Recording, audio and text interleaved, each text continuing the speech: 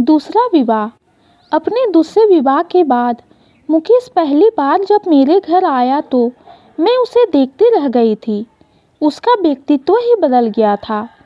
उसके गालों के गड्ढे भर गए थे, आंखों पर मोटा चश्मा जो किसी चश्मे वाले मास्टर जी के कार्टून वाले चेहरे पर लगा होता है, वैसे ही उसकी नाक पर टिका रहता था। लेकिन अब वही चश्मा व्यवस्थित तरीके से लगा होने के कारण उसके चेहरे की शोभा बढ़ा रहा था। कपड़ों की तरफ भी जो उसका लापरवाही भरा दृष्टिकोण रहता था, उसमें भी बहुत परिवर्तन दिखा। पहले के विपरीत उसने कपड़े और सलीके से पहने हुए थे। लग रहा था जैसे किसी के सधे हाथों ने उसके पूरे व्यक्तित्व को ही संवार दिया हो। उसके चेहरे से खुशी झलक रही थी। मैं उसे देखते ही अपने पास बिठाते हुए खुशी से बोली, वाह मुकेश, तुम तो बिल्कुल बदल गए। बड़ा अच्छा लग रहा है तुम्हें देखकर। शादी करके तुमने बहुत अच्छा किया। तुम्हारा घर बस गया। आखिर कितने दिन तुम रूपा का इंतजार करते। अच्छा हुआ तुम्हें उससे छुटकारा मिल गया। उसके लिए चाय बनाते बनाते मैं मन ही मन सोचने लगी कि इस लड़के ने कितना झेला है। पूरे 10 साल अपनी पहली पत्नी रूपा का मायके से लौटने का इंतजार करता रहा, लेकिन वो अपने जिद पर अड़ी रही कि वह नहीं आएगी। मुकेश को ही अपना परिवार, जिसमें उसकी माँ और एक कुंवारी बहन थी, को छोड़कर उसके साथ रहना होगा। मुकेश के छोटे से घर में उन सबके साथ रहना उसको अच्छा नहीं लगता था। रूपा की अपनी माँ का घर बहुत बड़ा था। मुकेश ने उसे बहुत समझाया कि बहन का विवाह करने के बाद वह बड़ा घर ले लेगा, लेकिन रूपा को अपने सुख के सामने कुछ भी दिखाई ही नहीं पड़ता था। उसके मायके वालों ने भी उसे कभी समझाने की कोशिश नहीं की। मुकेश ने रूपा की अनुचित मांग को मानने से साफ इनकार कर दिया, लेकिन ससुराल में जाकर रूपा को समझाने में कोई कसर नहीं छोड़ी। अंत में वही हुआ, दोनों का तलाक हो गया। उन 10 सालों में हमने मुकेश को तिल तिल मरते देखा था। वह मेरे बेटे सुनील का सहकर्मी था। अक्सर वो हमारे घर आ जाता था। मैंने उसको कई बार समझाया कि वह अब रूपा का इंतज़ार ना करे और तलाक ले ले, लेकिन वो कहता कि वो रूपा को तलाक नहीं देगा। रूपा को पहल करनी है तो करे। रूपा को जब यह विश्वास हो गया कि मुकेश उसकी शर्त किताबें पूरी नहीं करेगा, तो उसने मुकेश से अलग होने का फैसला ले लिया।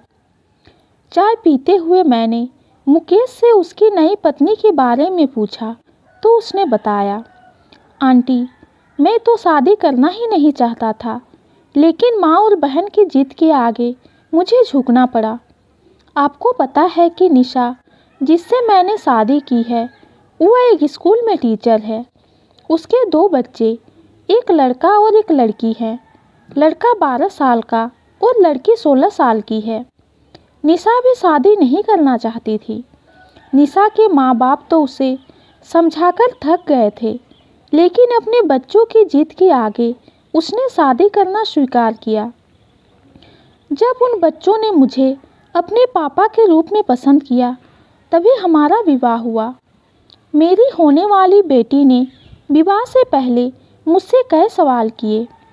पहला कि मैं उसके पहले पापा की तरह उनसे मारपीट तो नहीं करूँगा। दूसरा, मुझे शराब पीने की आदत तो नहीं है। जब उसे तसल्ली हो गई, तब उसने मुझे पापा के रूप में स्वीकार करने की घोषणा की। मैंने भी उनको बताया कि मेरे ऊपर जिम्मेदारी है। मैं उनको उतनी सुख सुविधाएं तो नहीं दे पाऊँगा जो वर्तमान समय में उन्हें अपने नाना के घर में मिल रही है। मैंने अभी बात भी पूरी नहीं की कि मेरी बेटी बोली कि उसे कुछ नहीं चाहिए, बस पापा चाहिए। मुझे पले पलाए बच्चे मिल गए और उन्हें पापा मिल गए। मेरा तो कोई बच्चा है नहीं। अब इस उम्र में ऐसा सुख मिल जाए तो और क्या चाहिए। निशा भी यह सोचकर धन्य है कि उसको एक जीवन साथी मिल गया और उसके बच्चों को पापा मिल गया। अब घर घर लगता है। बच्चे जब मुझे पापा कहते हैं तो मेरा सीना गर्व से फूल जाता है। एक बार मेरी बेटी ने मेरे जन्मदिन पर एक नोट लिखकर मेरे तकिए के नीचे रख दिया। उसमें लिखा था, दुनिया के बेस्ट पापा। उसे पढ़कर मुझे लगा कि मेरा जीवन ही सार्थक हो गया है। उसने एक ही सांस में अपने मन के द्वार मेरे सामने व्यक्त कर दिए।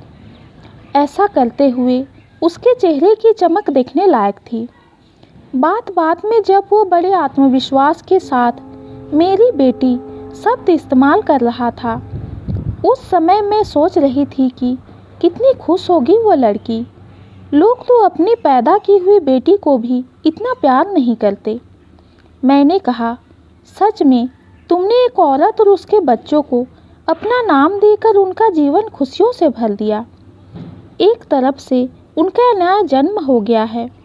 तुमने इतना बड़ा काम किया है कि जिसकी जितनी भी प्रशंसा की जाए कम है। तुम्हें घर बसाने वाली पत्नी के साथ साथ पापा कहने वाले बच्चे भी मिल गए। मुझे तुम पर गर्व है। कभी परिवार सहित जरूर आना। उसने मोबाइल पर सबकी फ़ोटो दिखाई और दिखाते समय उसके चेहरे के हाव भाव से ऐसा प्रतीत हो रहा था जैसे वो कोई नेशनल लेवल का मेडल जीतकर आया है और दिखा रहा है। चलता हूँ आंटी जी, बेटी को स्कूल से लेने जाना है। वो मेरा इंतज़ार कर रही होगी। अगली बार सबको लेकर आऊँगा। और झुकते हुए मेरे पाँव छूकर दरवाजे की ओर वो चल दिया। मैं उसे विदा करके सोच में पड़ गई कि समय के साथ लोगों की सोच में कितना सकारात्मक परिवर्तन आ गया है। पहले परित्यक्ता और विधवा औरतों को कितनी हेय दृष्टि से देखा जाता था, जैसे उन्होंने ही कोई अपराध किया हो। पहली बात तो उनके पुनर्विवाह के लिए समाज आज्ञा ही नहीं देता था, और किसी तरह हो भी जाता तो विवाह के बाद भी ससुराल वाले उनको मन से स्वीकार नहीं करते थे। अच्छी बात यह है कि अब बच्चे ही अपनी माँ को उनके जीवन के खालीपन को भरने के लिए उन्हें दूसरे विवाह के लिए प्रोत्साहित करते हैं, जैसा कि मुकेश के साथ घटित हुआ है। यह सब देखकर मुझे बहुत सुखद अनुभूति हुई और आज की युवा पीढ़ी की सोच को मैंने मन ही मन नमन करते हुए आत्मसंतुष्टि का अनुभव किया।